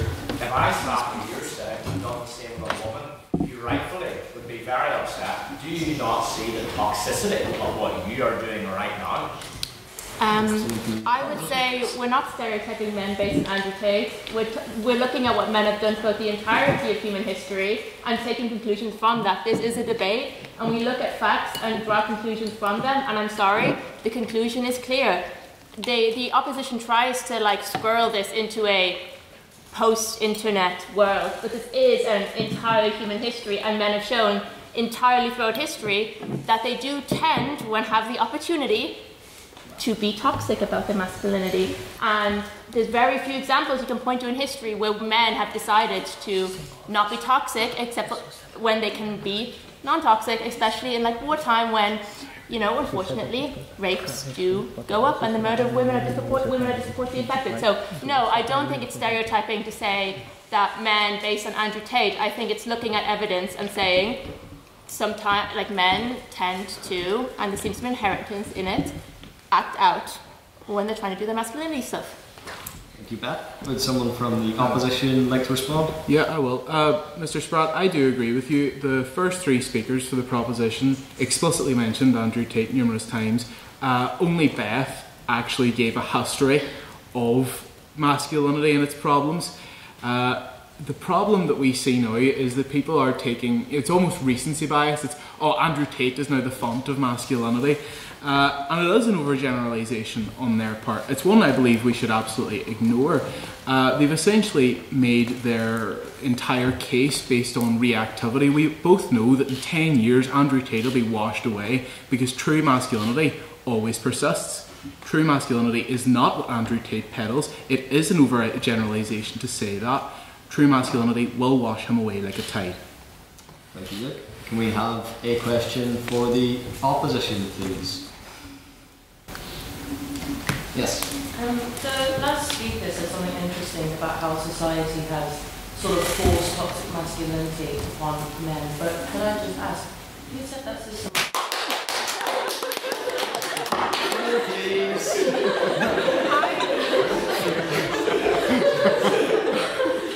But this debate is not that this house supports all men in their decisions, okay? This debate is about masculinity is inherently toxic. And that's just that on that, I guess. Like, I completely agree that they came up with the system, and then that system is completely wrong to do so, but the traits that are inherent to masculinity are not in itself bad. It's only when it's taken to its extreme and imposed onto people who don't want to perform it, that's when it becomes toxic and harmful. I think that's just so clear and obvious that that's what this debate is about. So, thank you. Thank you, Ash. Can someone from the proposition respond, please? Let's just say masculinity is taken to extreme a whole lot more than the opposition would like to admit, and that there is, I think, an inherent toxicity. And you're right, they set that system up. Masculinity is inherently toxic. Thank you, Beth. And finally, can we have an abstaining question? So this is a question that is put evenly and fairly to both the proposition and the opposition. Yes. Both the proposition and the opposition have cited examples of male behaviour, both historical and fictional in some cases. Could both sides maybe cite an example of a positive male role model who is still alive or not fictional? Okay. Should I begin? Well, there's two or three I should mention here. One that's unfortunately not alive anymore is Mr. Rogers. I'm sure we all know the story of his, during the time of segregation, he shared a paddling pool, not much, but on a television show during the era of segregation, he shared a paddling pool with a black officer. It was very meaningful for the time, but if you want the example of a truly masculine male role model that's still alive, let's look at Terry Crews.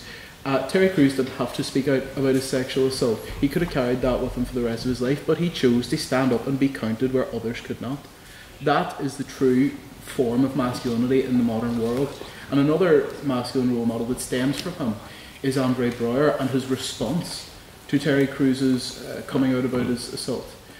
Being there for your friend, being a support and a crutch for them in your time of need is the very essence of good qualities, masculine or otherwise. Thank you, Luke. Would someone from the proposition care to respond? So positive male role model is the question? Basically, yeah. Yeah, I mean, Could I? Yeah, sorry. The question was positive male role model specifically, yeah? Yeah.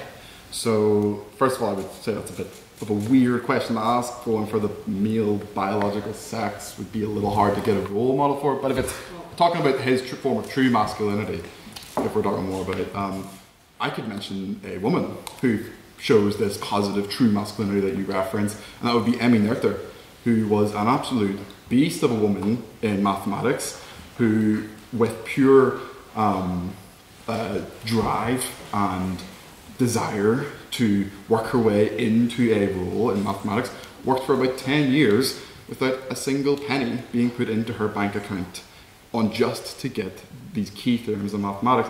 And I would say that falls within your well-defined definition of true masculinity. Thank you, Paul. And now it is time for the vote on speaker ability. So, just as a reminder, this is not the side that you personally agree with most. This is the side that you thought argued the best based on the criteria of presentation, rhetoric, argument, teamwork, and engagement. So, can I have all those who would like to vote for the proposition on speaker ability, please raise their hands now.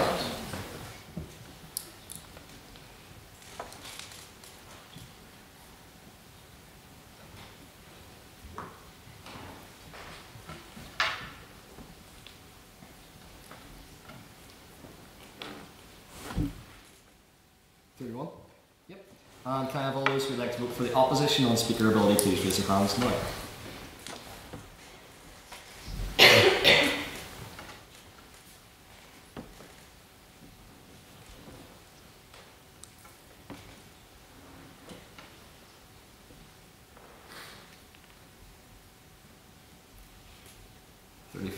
Yep.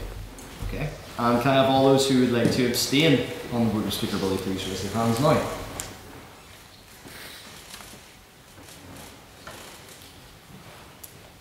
5? Yep. Mr. Secretary, can I have the results from the vote on speaker ability, please? Yes, with 31 votes for the proposition, 35 votes for the opposition, and 5 abstentions, the opposition carries and the motion falls.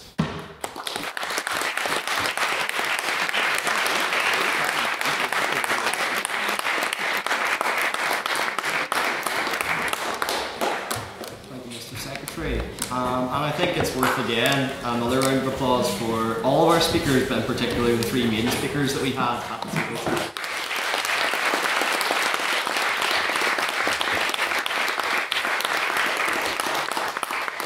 And now, finally, before you all go, I would like to go through some of our council announcements to go through the exciting things that we have coming up in the upcoming week. So, do I have any council announcements from our council? Yes, Madam Treasurer. This is a reminder that membership is still available and student numbers are needed. So pay your membership. There is a discrepancy on the WhatsApp members and paying members, and you will be hunted down for that. Also, we have pin badges. They're very cunty and whatnot. So it's allowed. We're not in Ghaley. You will level up your style and whatnot. So slay the next time you come into the Liverific wearing a cunty little pin badge. They're £5 either in cash or on Fixer. And if you do it on Fixer, come to us the next debate and we will give you a pin badge. But definitely do get them. They're cute. Ash has one. Thank you. I will buy 5. Do I have any other council announcements? Yes, Madam Internal. So again, everyone was absolutely amazing today, so well done, like incredible. So next week's debate is This House Supports a Single Unionist Party. I won't be here because I'm in Spain. So that means that I will sort speakers, but I will be doing it together with an incredibly fashionable ginger who happens to be a unionist who's not here today because of migraine, called Jack. I will give you guys Jack's Instagram. He's also on WhatsApp, so you can find him there. Just because he's probably better to contact because he's kind of doing a bit of convening for me because I'm in Spain. I also, on Jack's behalf, I'm going to say that we have a social next Wednesday, but I can't remember what that social is. So Karaoke? Karaoke. Yes? Karaoke next Wednesday, guys, so everyone should come.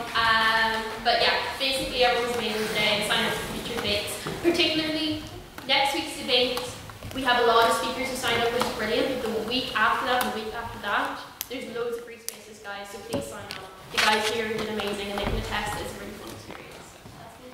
Yep. And about those exciting motions, you can see if you haven't grabbed already, or if you're new to the society, we have our term cards on the table here, so I'd recommend that you grab some of those, scan the QR code to get involved in our socials, and turn it around to see all the exciting events we have coming up, like karaoke, which Ella alluded to there. Do we have any other council announcements?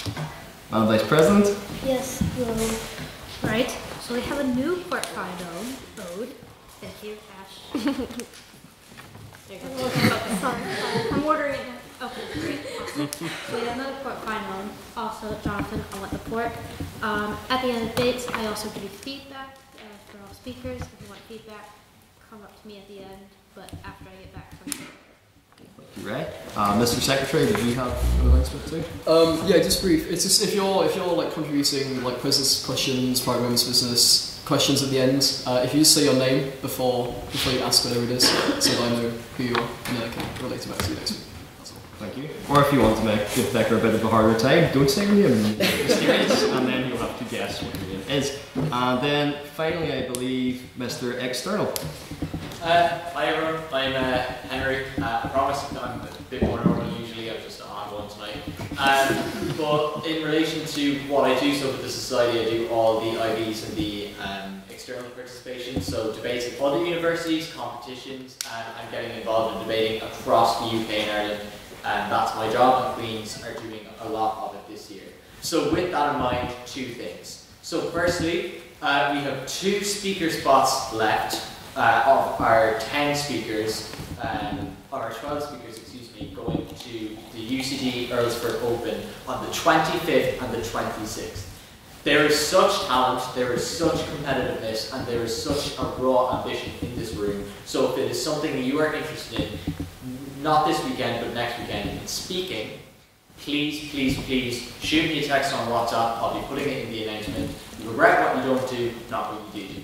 Secondly, we are also now starting training competitive judges. So judging competitions and judging debates is a really, really good analytical skill, and it's also one that has its own competition bracket at these competitions. So we are currently still looking for 3 judges to go to Earlsford next weekend, not this weekend, next weekend. And we will be running a judging workshop in the PFC on Monday at 6 PM.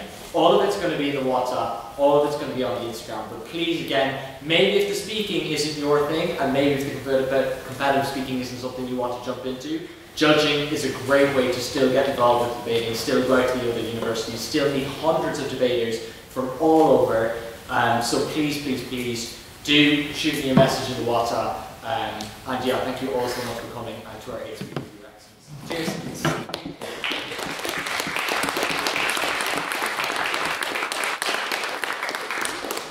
And finally, since our self-proclaimed philosopher of wine is not here today, as mentioned earlier, we're having our own empty orchestra in the sense of karaoke next Wednesday at the Wee Bar, so keep a lookout for that on our social media. And of course, the debate doesn't stop here and the fun doesn't stop here. We don't just go home after debates. As you all know, we're very much a social society, so we'll be heading to Labrary's, to the woodworker section, our usual spot. So please come along with us, you're more than welcome. It'll be great to get to know you all a lot better there. And finally, if I could have the speakers to the front for a photo, council, if you'd stay behind to set up, and I'll see you all at Labrary's. I call this meeting adjourned.